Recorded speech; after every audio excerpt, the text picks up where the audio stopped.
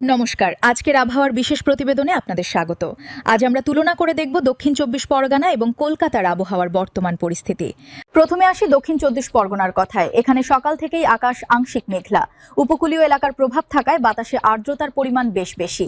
মাঝে মাঝে হালকা থেকে মাঝারি বৃষ্টিপাতের সম্ভাবনাও রয়েছে। তাপমাত্রা তুলনামূলকভাবে কিছুটা কম, তবে ভ্যাপসা গরম অনুভূত হচ্ছে। অন্যদিকে কলকাতার পরিস্থিতি কিছুটা ভিন্ন। শহরে আকাশ মূলত পরিষ্কার থাকলেও মাঝে মাঝে মেঘ জমছে আকাশের বুকে।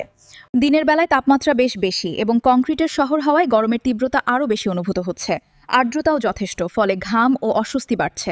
বিশেষজ্ঞদের মতে আগামী ২৪ ঘন্টায় দক্ষিণ চব্বিশ পরগনায় বৃষ্টির সম্ভাবনা বেশি থাকলেও কলকাতায় তাপমাত্রা আরও বাড়তে পারে। সতর্কতা হিসেবে সকলকে পর্যাপ্ত জল পান এবং প্রয়োজনে বাইরে বের হলে ছাতা বা রেইনকোট সঙ্গে রাখার পরামর্শ দেওয়া হচ্ছে। এই ছিল আজকের আবহাওয়ার আপডেট। আরও খবরের জন্য সঙ্গে থাকুন।